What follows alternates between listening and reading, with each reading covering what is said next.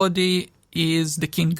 And melody is the king because we all know that like you can take any song from like 40 years ago, 30 years ago, that right now, like if you judge the production, it sounds completely shitty production, shitty mix. But if the melody is there, it's a timeless song.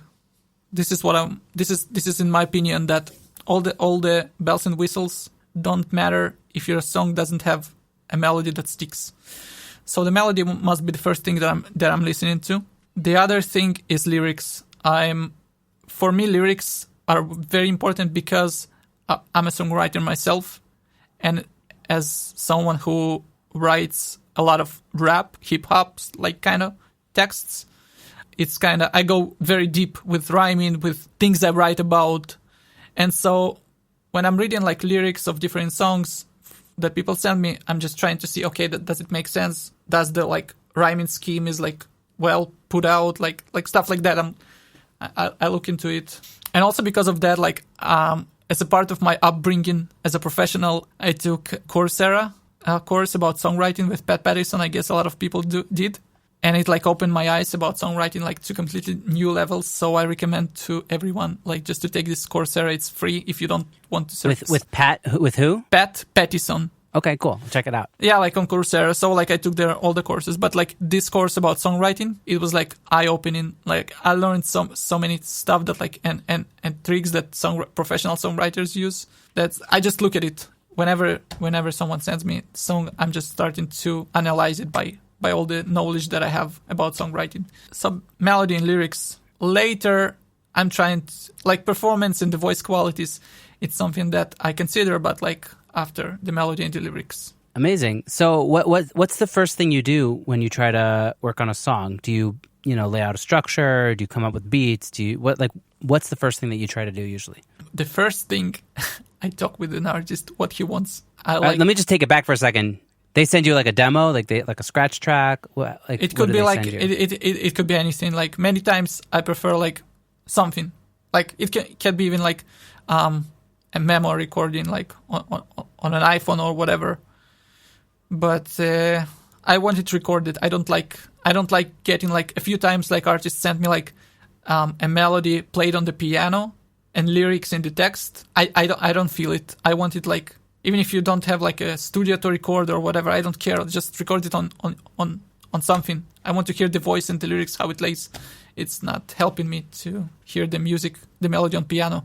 So, right. So when we are having the conversation, I want to ask him a few things. I usually ask him about like, what do you want to say with this song?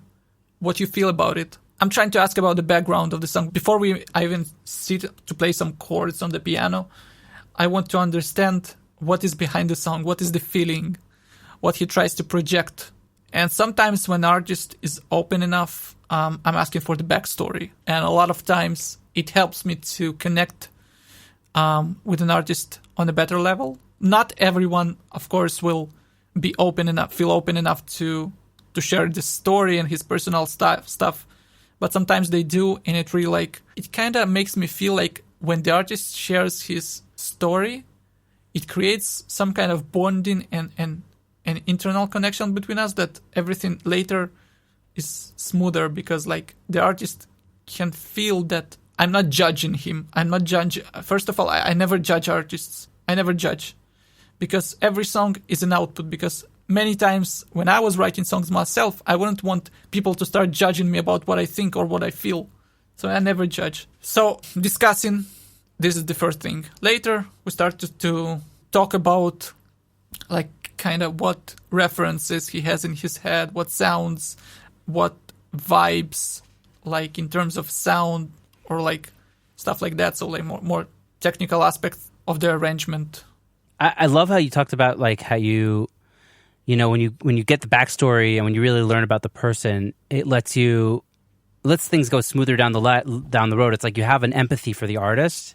Yeah. And that empathy really helps you connect with them and probably do a better job of serving their song. Yeah, yeah. I feel like it's like I don't want to sound like I don't want to exaggerate it, but it makes me feel more of like their friend, and it also makes them feel like trust me more. It's like the whole communication is kind of more intimate. So you don't we don't treat each other like we are complete strangers, like when you go to order in McDonald's and you just serve, like, or a plumber that came to fix your pipes or something. Yeah, no, it's amazing. Yeah, it's a human connection. Yeah, because I'm a little bit emotional sometimes, so I like to connect on emotional level with people. Amazing. So, do you want to dive deeper into your like song production process about like maybe how you build up tracks? I mean, it always changes. It's always varies. Yeah, it's like it's never the same because I produce a wide variety of genres. Even though like I consider myself more of a pop urban producer, but sometimes I don't just do that. So it's different. It's different from artist to artist. It's different because like some artists, they are musicians themselves. Like they don't like they're not just singer songwriter. They're also musicians. So in some songs, I produce the whole beat from scratch, and an artist will tell me I like it, I don't like it. I want like this, I want like that, and I'm the hands of the whole thing. And sometimes the artist is playing guitar, so artist will go, okay, I want to record this part and this part and this part, and my role is more like to put the whole thing together, like because there are different, like as we know, producer is not just beat maker or whatever, right? So being a producer is like also like managing the project, putting things together in the more traditional way, right? Yeah, there's a range of producers, right? There's producers that do everything and everything that's like musical, and there are producers that do everything that's technical, and there's everything in between, right? There's like a spectrum, Yeah, exactly. So it changes from artist to artist. Sometimes I'm a full beat maker. Sometimes artists will play some things themselves, and sometimes we will even bring like outside players to play on the records. Depends on the genre. Nice. What are your practices to stay fresh and creative in the studio space? How do you come in every morning with, like ready to go with creative juices flowing? I love eating. I love food. So like something tasty in the morning will always like spark my good mood and my creativity. So there you go. Yeah. So like food, I guess. Yeah. And like, of course, I know like, besides that is that motivational part is that, I mean, I'm so obsessed with doing what I'm doing. So like, I don't want to do anything else.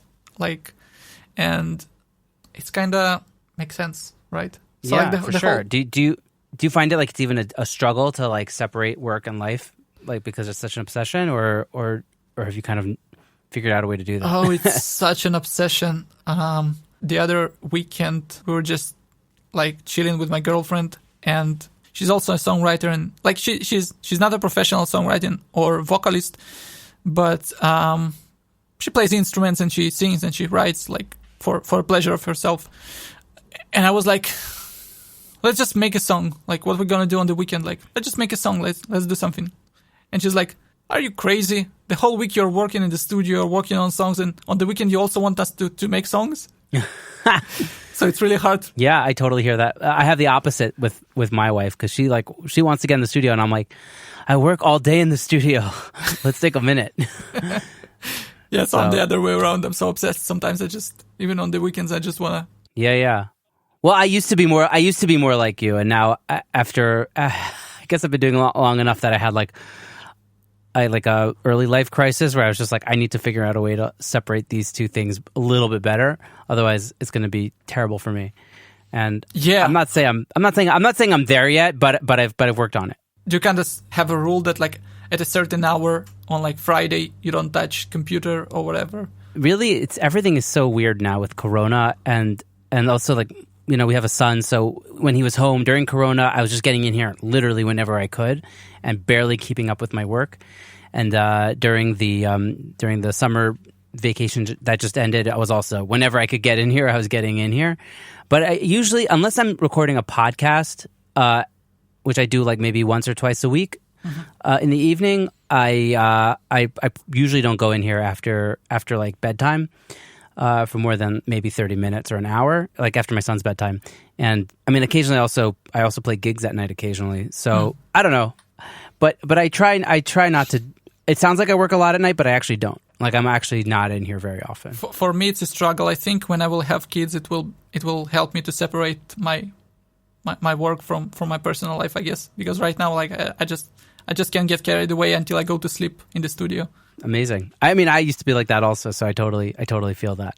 It's like, it's just, I think it's just like when I got married, I had to like separate things a little bit better. And then once we had a son, it was just like, okay, I really need to separate things better. And it's like, you don't even have a choice. Like, Right. like you're going to be dragged out of the studio because that's just what it is, you know? Right. Like, the second my son gets home from daycare, I'm out of here. Like, I can't. There's no way I'm going to be in here. Like, he needs my attention and life goes on. So it's just like the family life that I chose has dragged me out of the studio to some degree, if that makes sense. Can't wait to experience it one day. Yeah, inshallah. So tell me a little bit about what's your favorite creative tools? Like, what are you using to get inspiration? Like, do you have favorite VSTs? Do you have favorite, like anything? Yeah, so I want to be relevant. So right now, lately, one of the most tools that sparks my creativity is this VST subscription plugin that's called Arcade by Output. I've heard great things about it. It's just it hurts my pocket to pay $10 every month, to be honest, but I like it. It's like what I like about it is the fast workflow, because their sampler, the tool itself that you load the samples to, it's already pre-programmed in a way that you can play with the samples out of the box. You don't need to chop. You don't need to like do a lot of processing that you would do manually if you work with samples. It's like Is it like it's like the Ableton Simpler or something? It chops, it reverses, it stutters. It's like in a matter of touching another key. So I can like play the sample with one key, then I press a black key, which triggers specific processing, and it will do that. The second I change the key to another black key, it will switch to the other process. So I can build like a melodies and progressions or whatever, like in a matter of seconds with the same loop. What before that, I was just taking a certain loop, chopping it, and doing all the things manually in my DAW. Wow. And so actually, it saves you enough time. It's like it's totally a bang for buck. Yeah, and like so right now I'm keeping it because like it really like, but I wouldn't say that it replaces the whole production thing for me. Of course, I cannot build a song out of loops. Usually, I use it like for ear candy, and when the production like is laid down, and I feel like I need some ear candy, or like I need something to push it a little bit further over the edge. To push it, to spice it up, to like something lax. It's like automatic choice. It's like very good. I like it. It makes instant hooks. I like it. And like generally speaking, I started working with loops. I was anti-loop person for a long time because I thought like everything's supposed to be created with MIDI instruments. And I was like, yeah, that's the real music. So now you're comfortable with the loops. Now, Are you using what's it? No, I don't use Splice. You're not using Splice. Not using Splice. I have a lot of I bought a few loop packs. I'm a big fan of Echo Soundworks. Their whole serum packs and loop packs, especially guitar packs, they're awesome. Also, Make Pop Music. I love their stuff. I use a lot of their drum samples at this point, and also like serum packs. So like Echo Soundwork and Make Pop Music are my main sources for samples and whatsoever. Cool. Yeah, dude. Well, the tracks you sent me sounded really fat. They had great low end and stuff. So clearly you're using good stuff, or you're mixing it really well. So I guess both. A little bit of both. Yeah. Do you think that you think that you have a trademark sound, like something that like what would you say that is? Actually, I'm working right now to create my trademark sound. I'm embarrassed to say that I don't have it right now because different artists require me to work in different directions. So because of that, a lot of my productions sound like they're not connected to each other. But so like a trademark sound for you would be like a goal of saying like, okay, I'm actually like working on this kind of genre or this kind of thing that I really want to be doing. Yeah, like a lot of like I want to create a situation where artists will come to me because of a certain sound that I have, and they will know that if they want this kind of song, this kind of production, they know where to go. this is my ideal situation that I'm working on, but it's not like that right now. So you can